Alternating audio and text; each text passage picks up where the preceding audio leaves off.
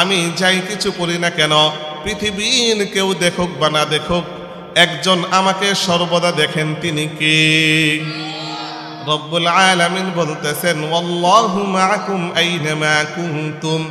বান্দা, তোমরা পৃথিবীর যেখানেই যাও না কেন, চাই তোমরা সমুদ্রের তলদেশে যাও না কেন, পাহাড়ের চূড়ায় ওঠো না কেন, গহীন জঙ্গলের ভিতরে যাও না কেন, যেখানে পৃথিবীর কেউ তোমাদেরকে দেখে না, আমি রব্বুল আলামিনের চোখ তোমরা সেখানেও ফাঁকি দিতে পারবে না।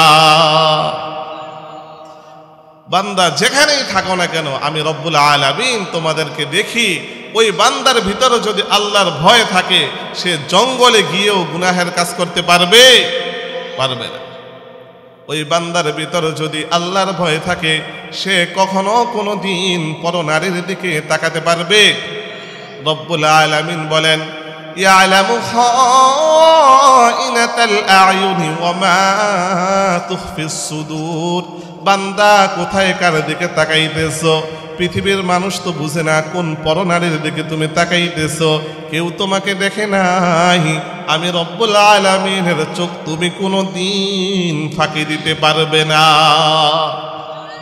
যে আয়াতে কারিমা আমি আপনাদের সামনে তিলাওয়াত করেছি, ওই আয়াতে কারিমার উপরে সামান্য কিছু আলোচনা করব। সূরাতুল আহজাবের একখানা আয়াত তিলাওয়াত করেছি। উক্ত আয়াতের মধ্যে আল্লাহ রব্বুল আলামিন গোটা জগতের মুমিন মুসলমানদের জন্য দুইটি হুকুম দিয়েছেন। কয়টি? দুইটি হুকুম গোটা উম্মতে মুহাম্মাদীকে আল্লাহ রব্বুল আলামিন দিয়েছেন। রব্বুল আলামিন বলেন, এই দুইটি হুকুম যদি তোমরা যথাযথভাবে পালন করতে পারো, আমি রব্বুল আলামিন পৃথিবীতেই তোমাদেরকে দুইটি পুরস্কার দিব। সুবহানাল্লাহ। রব্বুল আলামিন হুকুম করেছেন কয়টি? রব্বুল আলামিন দুটি কাজের হুকুম করেছেন। রব্বুল আলামিন বলতেছেন, এই দুটি কাজ যদি তোমরা যথাযথভাবে আদায় করো, আমি রব্বুল আলামিন পৃথিবীতে তোমাদেরকে দুইটি পুরস্কার দান করব। আল্লাহ রব্বুল আলামিন বলেন, ইয়া আইয়ুহাল্লাযীনা আমানুত্তাকুল্লাহ। ওগো দুনিয়ার মুসলমান, ওগো দুনিয়ার মুসলমান বান্দারা, আমি রব্বুল আলামিন তোমাদেরকে হুকুম করতেছি, তোমরা আমি রব্বুল আলামিনকে যথাযথভাবে ভয় করো। আমানুত্তাকুল্লাহ। আল্লাহ রব্বুল আলামিন বলতেছেন, আল্লাহকে ভয় করার জন্য, তাকওয়া অবলম্বন করার জন্য। তাকওয়া অর্থ কি? মুফাসসিরিন কেরাম, মুহাদ্দিসিন কেরাম বলেন, ইত্তাকু বাইনাকুম ওয়া বাইনা গযবিল্লাহি তাআলা ওয়াকায়াতান। তাকওয়া অর্থ হচ্ছে তোমার মাঝে আর আল্লাহ রব্বুল আলামিনের মাঝে একটি আড়াল তৈরি করে নাও, যাতে করে ওই আড়ালের কারণে রব্বুল আলামিনের পক্ষ থেকে কোনো আযাব গজব তোমার পর্যন্ত না পৌঁছে যায়। তাকিকুম মিন আযাবিল্লাহ। আল্লাহর আযাব থেকে বাঁচার জন্য একটি ডাল তৈরি করে নাও। তো আল্লাহ রব্বুল আলামিন বলতেছেন, মুমিন বান্দারা তোমরা তাকওয়া অবলম্বন করো। কি অবলম্বন করো? তাকওয়া অবলম্বন করো। তাকওয়া অনেক দামি সম্পদের নাম। এই তাকওয়া যার ভিতর অর্জন হয়ে যাবে, আল্লাহ রাসূল বলেন সেই ব্যক্তি জান্নাতে চলে যাবে। বলেন সুবহানাল্লাহ। হযরতে আবু হুরায়রা রাদিয়াল্লাহু তাআলা আনহু থেকে বর্ণিত হাদিস, সুইলা রাসূলুল্লাহ সাল্লাল্লাহু আলাইহি ওয়াসাল্লাম আন আকসারি মা ইউদখিলুন নাসাল জান্নাহ। আল্লাহর রাসূলকে এক সাহাবী জিজ্ঞাসা করলেন, ওগো আল্লাহর রাসূল, কোন আমল মানুষকে সবচেয়ে বেশি জান্নাতে নিয়ে যাবে? বলেন সুবহানাল্লাহ। জান্নাতে যেতে মন চায়? কি বলেন, মনটা কি চায় জান্নাতে যাই? তাহলে শুনতে হবে নাকি কি করলে জান্নাতে যাওয়া যাবে? আল্লাহর রাসূল সাল্লাল্লাহু আলাইহি ওয়াসাল্লাম নামাজের কথা বলেন নাই, আল্লাহর রাসূল রোজার কথাও বলেন নাই, আল্লাহর রাসূল যাকাতের কথাও বলেন নাই, আল্লাহর রাসূল হজের কথাও বলেন নাই। আল্লাহর রাসূল শুধুমাত্র দুইটি আমলের কথা বলেছেন। সুবহানাল্লাহ। আল্লাহর রাসূল বলেন, যেই দুটি আমল মানুষকে সবচেয়ে বেশি জান্নাতে নিয়ে যাবে, তার মধ্যে একটি আমল হচ্ছে আল্লাহ রাব্বুল আলামিনকে যথাযথভাবে ভয় করা। বলেন সুবহানাল্লাহ। একটা হচ্ছে আল্লাহ রাব্বুল আলামিনকে যথাযথভাবে ভয় করা, আল্লাহকে ভয় করে সকল গুনাহ থেকে বেঁচে থাকা। এই আমলটা সবচেয়ে বেশি মানুষকে আল্লাহর জান্নাতে নিয়ে যাবে। 2 নম্বর আমল হচ্ছে সদা সর্বদা সত্য কথা বলা। বলেন সুবহানাল্লাহ। তাকওয়া আর সত্য কথা বলা, এই দুইটি গুণ মানুষকে সবচেয়ে বেশি জান্নাতে নিয়ে যাবে। সুবহানাল্লাহ। এই জন্য আমার ভাইয়েরা, তাকওয়া অবলম্বন করার দরকার আছে কিনা? তাকওয়া কাকে বলে? আল্লাহর ভয়ে সমস্ত গুনাহ থেকে নিজেকে বিরত রাখার নাম হচ্ছে তাকওয়া। বলেন সুবহানাল্লাহ। আমার ভাইয়েরা, তাকওয়া কত গুরুত্বপূর্ণ আমল, কত মহান আমল। পৃথিবীতে আমরা মানুষকে সম্মান করি মানুষের টাকা পয়সা দেখে, কথা ঠিক কিনা? অনেক সময় অনেক মানুষকে সম্মান করি তাদের ক্ষমতা দেখে, কথা ঠিক কিনা?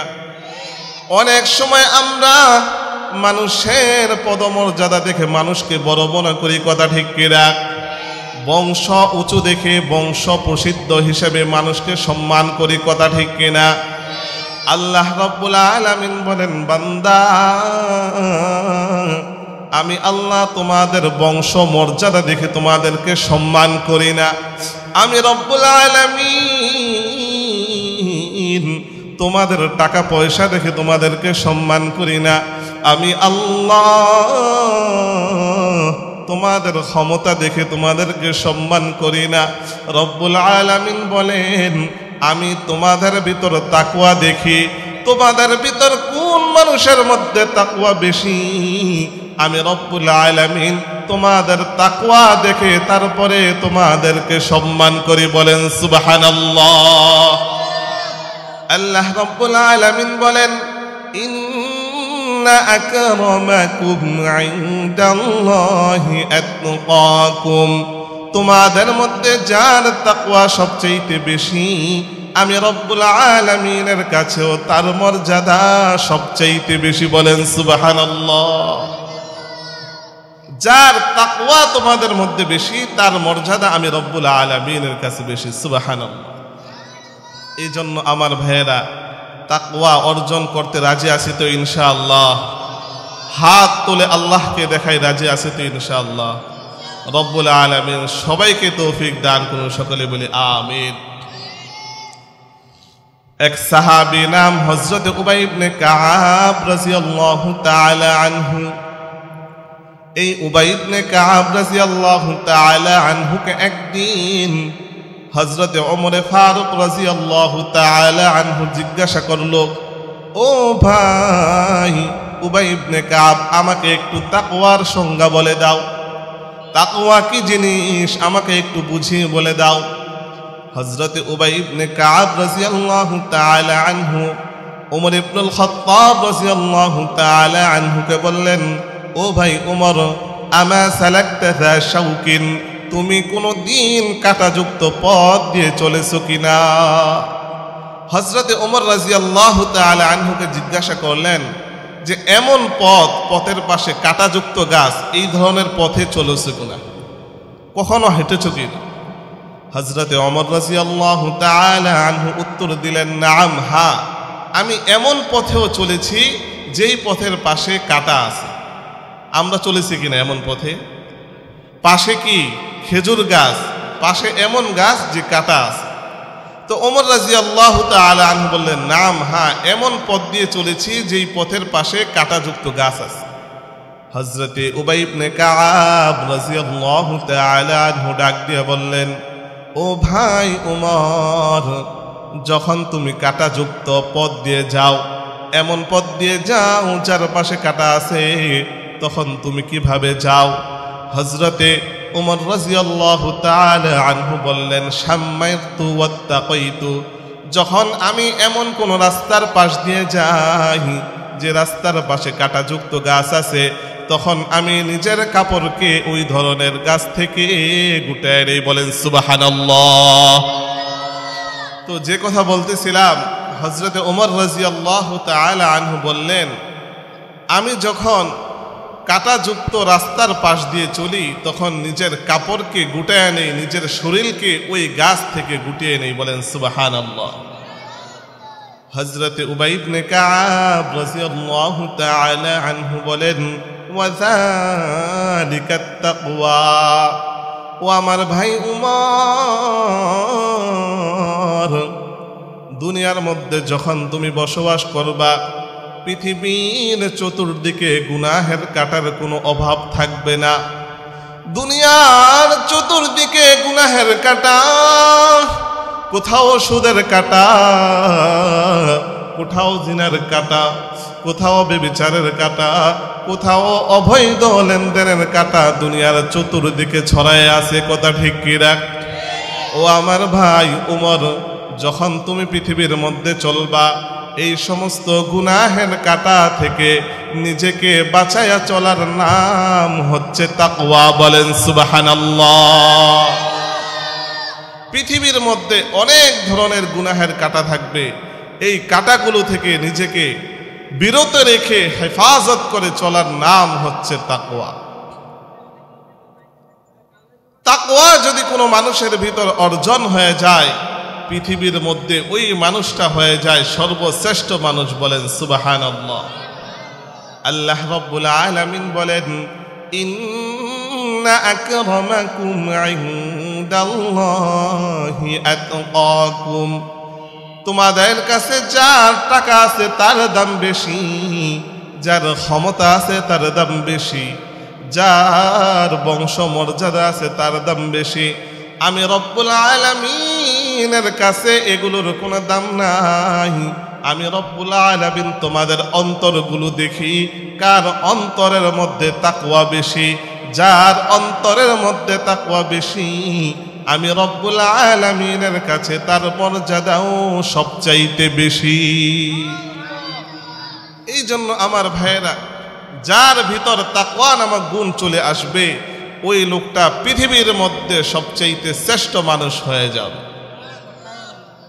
তো যে কথা বলতেছিলাম, যে দুনিয়ার চতুর্দিকে গুনাহের কাঁটা বিছানো থাকবে। এখন আমরা কি ওই কাঁটার উপর দিয়ে হেঁটে যাব?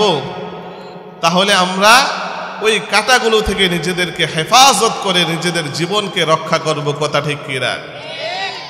আমার ভাইয়েরা, যেই ব্যক্তির ভিতর তাকওয়া চলে আসে, ওই ব্যক্তিটা পৃথিবীর মধ্যে শ্রেষ্ঠ মানুষ হয়ে যায়।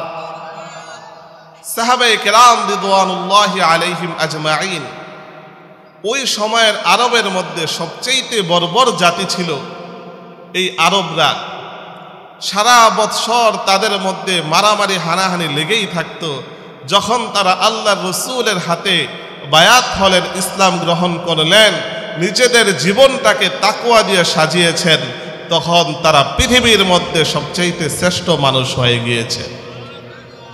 এই জন্য আমার ভাইয়েরা, তাকওয়া যেই মানুষের মধ্যে চলে আসবে, সেই মানুষটা হয়ে যাবে পৃথিবীর মধ্যে সবচেয়ে দামি। মানুষকে যতই ভয় দেখানো হোক না কেন, মানুষ কোনোদিন অপরাধ ছাড়বে না। কথা ঠিক কিনা?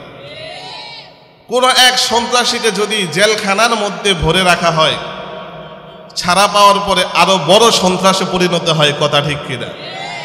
কিন্তু ওই সন্ত্রাসীর মধ্যে যদি আল্লাহ রব্বুল আলামিনের ভয় চলে আসে, ওই মানুষটা আর কোনোদিন সন্ত্রাসী করতে পারবে না। তার ভিতরে যদি আল্লাহর ভয় চলে আসে, সে কোনোদিন আর সন্ত্রাসী করতে পারবে না। কারণ সে জানে, আমি যাই কিছু করি না কেন, পৃথিবীর কেউ দেখুক বা না দেখুক, একজন আমাকে সর্বদা দেখেন, তিনি কে? রব্বুল আলামিন বলতেছেন, ওয়াল্লাহু মাআকুম আইনামা কুনতুম, বান্দা তোমরা পৃথিবীর যেখানেই যাও না কেন, চাই তোমরা সমুদ্রের তলদেশে যাও না কেন, পাহাড়ের চূড়ায় ওঠো না কেন, গহীন জঙ্গলের ভিতর যাও না কেন, যেখানে পৃথিবীর কেউ তোমাদেরকে দেখে না, আমি রব্বুল আলামিনের চোখ তোমরা সেখানেও ফাঁকি দিতে পারবে না। বান্দা যেখানেই থাকো না কেন, আমি রব্বুল আলামিন তোমাদেরকে দেখি। ওই বান্দার ভিতরে যদি আল্লাহর ভয় থাকে, সে জঙ্গলে গিয়েও গুনাহের কাজ করতে পারবে না। ওই বান্দার ভিতরে যদি আল্লাহর ভয় থাকে, সে কখনো কোনো দিন পরনারীর দিকে তাকাতে পারবে? রব্বুল আলামিন বলেন, ইয়ালামু খাইনাতাল আয়ুনি ওয়া মা তুখফিস সুদূর। বান্দা কোথায় কার দিকে তাকাইতেছো? পৃথিবীর মানুষ তো বুঝে না কোন পরনারীর দিকে তুমি তাকাইতেছো, কেউ তোমাকে দেখে নাই। আমি রব্বুল আলামিনের চোখ তুমি কোনো দিন ফাঁকি দিতে পারবে না।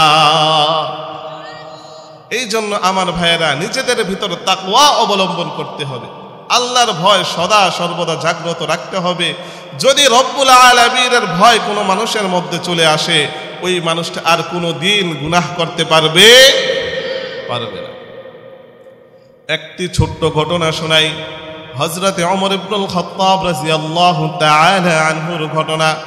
হযরতে ওমর ইবনুল খাত্তাব রাদিয়াল্লাহু তাআলা আনহু যখন খলিফা, উনি মক্কা থেকে একটু দূরে গেলেন কোনো এক কাজের জন্য। সেখানে গিয়ে ওনার পানির পিপাসা লেগেছে।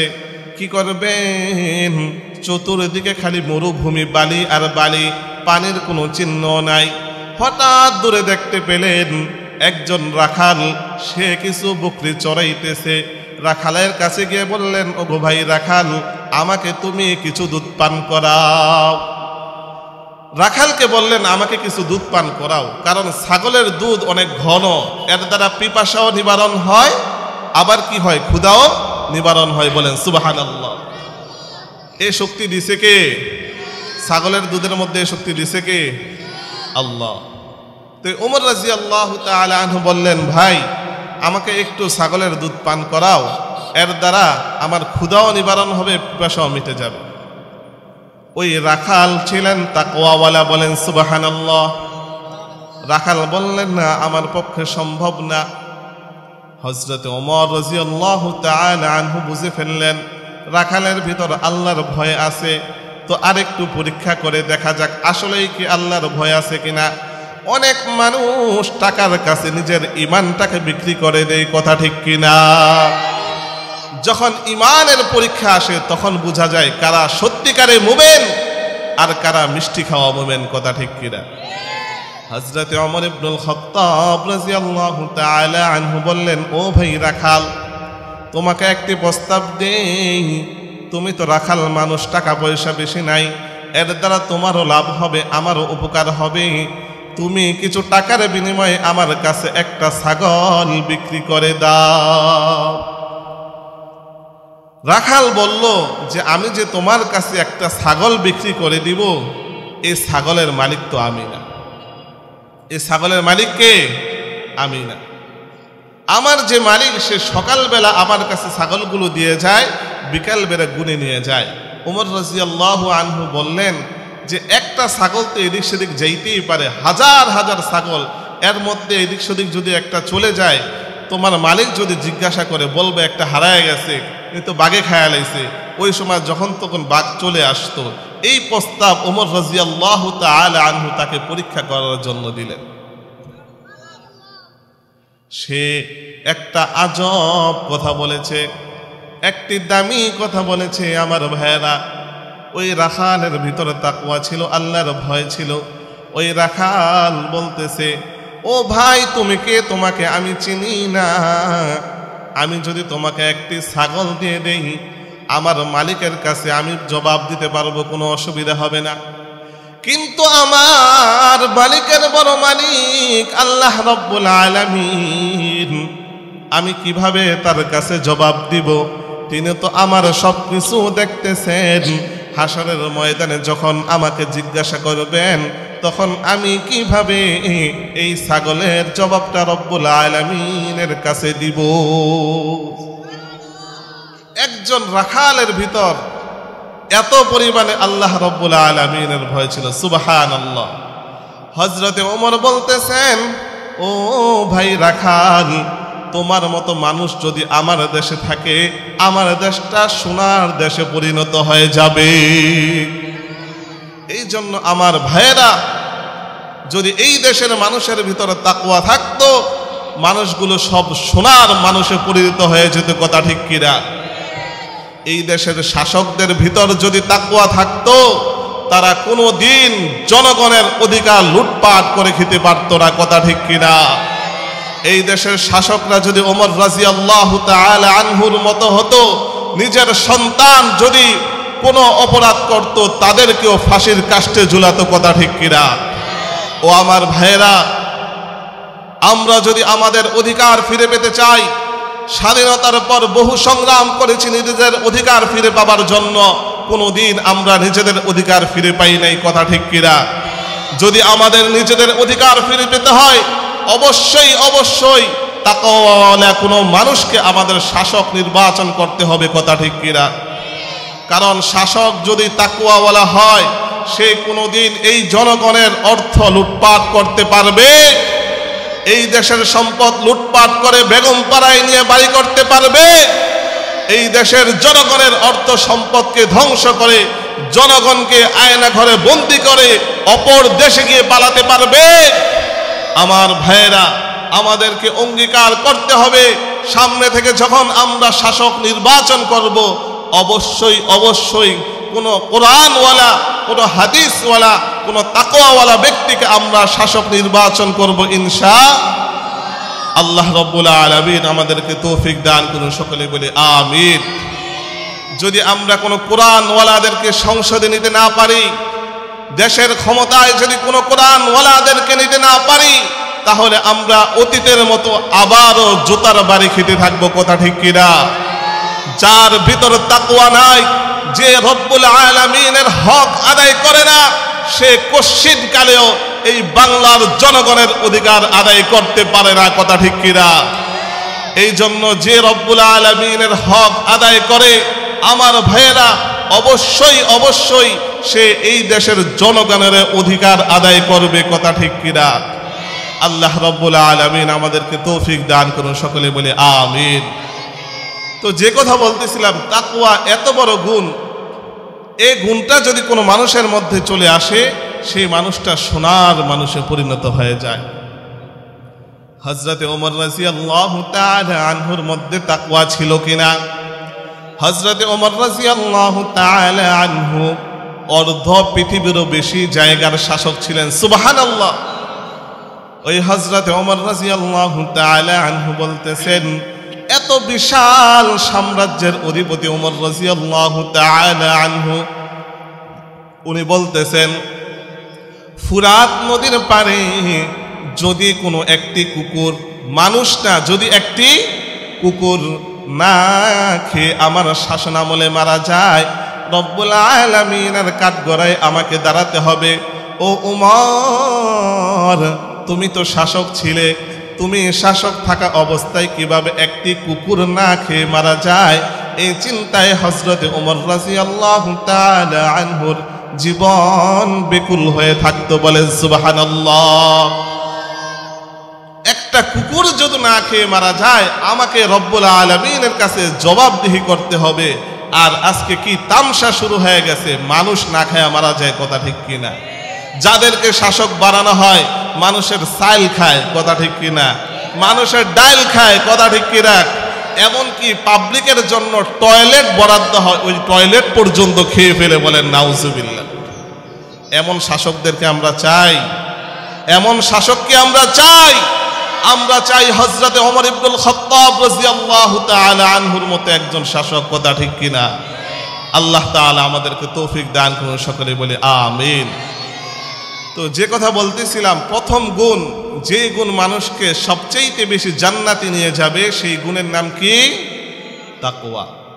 এটা হচ্ছে এক নাম্বার গুণ, যেই গুণ মানুষকে সবচেয়ে বেশি জান্নাতে নিয়ে যাবে। দুই নম্বরে যেই গুণ মানুষকে সবচাইতে বেশি জান্নাতে নিয়ে যাবে, রব্বুল আলামিন সূরাতুল আহজাবের মধ্যে বলতেছেন, ওয়াকুলু কাওলান সাদীদা। সুবহানাল্লাহ। আল্লাহ রব্বুল আলামিন বলেন, বান্দা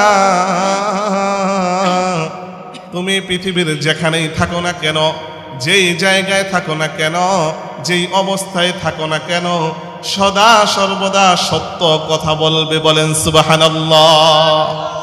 কি কথা বলতে বলছে? সত্য কথা বলতে বলছে। আল্লাহ রাসূল সাল্লাল্লাহু আলাইহি ওয়াসাল্লাম বলেন, ফাইন্নাস সিদকা ইউনজি ওয়াল কিযবা ইউহলিক। কোন মানুষ যদি ফাঁসির কাষ্ঠের মধ্যেও ঝুলে যায়, সত্য কথা বললে ফাঁসি হবে, তারপরেও তার মিথ্যা বলা জায়েজ আছে? তাকে কি বলতে হবে? সত্য বলতে হবে। আল্লাহর রাসূল বলেন, ফাইন্নাস সিদকা ইউনজি, সত্য মানুষকে মুক্তি দেয়, ওয়া ইন্নাল কিযবা ইউহলিক, মিথ্যা মানুষকে ধ্বংস করে দেয়। আল্লাহর রাসূল আরো বলেন, ফাইন্নাস সিদকা ইয়াহদি ইলাল বিররি ওয়া ইন্নাল বিররা ইয়াহদি ইলাল জান্নাহ। বলেন সুবহানাল্লাহ। আল্লাহর রাসূল বলেন, সত্য মানুষকে সঠিক পথ দেখায়, ভালো কাজের পথ দেখায়। বলেন সুবহানাল্লাহ। আর ওই ভালো কাজ করনেওয়ালা মানুষ একদিন আল্লাহ রব্বুল আলামিনের জান্নাতে চলে যায়। জান্নাতে যেতে মন চায়? মনটা কি চায় জান্নাতে যাইতে? তাহলে সত্য কথা বলতে রাজি আছেন? কাকে দেখানোর জন্য? আল্লাহ তৌফিক দান করুন, সকলে বলি আমিন। আর সত্যের বিপরীত আরেকটা আছে মিথ্যা। আরেকটা কি? মিথ্যা। এই মিথ্যার কি প্রতিফলন? আল্লাহর রাসূল বলেন, ওয়া ইন্নাল কিযবা ইউহলিক, দুনিয়ার মধ্যে মিথ্যা কথা বলে যদিও তুমি পার পেয়ে যাবে, রব্বুল আলামিনের দরবারে তুমি কোনো দিন মিথ্যা কথা বলে পার পেতে পারবে না। আল্লাহর রাসূল বলেন, ওয়া ইন্নাল কিযবা ইয়াহদি ইলাল ফুজুর ওয়া ইন্নাল ফুজুরা ইয়াহদি ইলান নার। বলেন নাউযুবিল্লাহ। আল্লাহর হাবিব বলতেছেন, মিথ্যা মানুষকে পাপাচারের দিকে পথ প্রদর্শন করে। যখন মানুষ কোনো একটি মিথ্যা কথা বলে, ওই মিথ্যাকে ঢাকার জন্য আরেকটা মিথ্যা কথা বলতে হয়। কথা ঠিক কিনা? একটা মিথ্যাকে ঢাকার জন্য শত শত মিথ্যা কথা বলতে হয়। ওই মিথ্যা কথা বলতে বলতে ওই মিথ্যা কথা তাকে পাপাচারের মধ্যে লিপ্ত করে দেয়।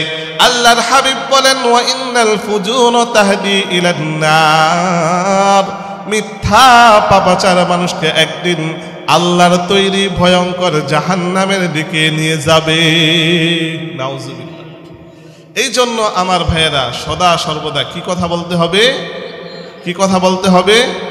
সত্য কথা বলতে হবে। সময় বেশি নেই, ছোট্ট একটি ঘটনা বলে বক্তব্য শেষ করব ইনশাআল্লাহ।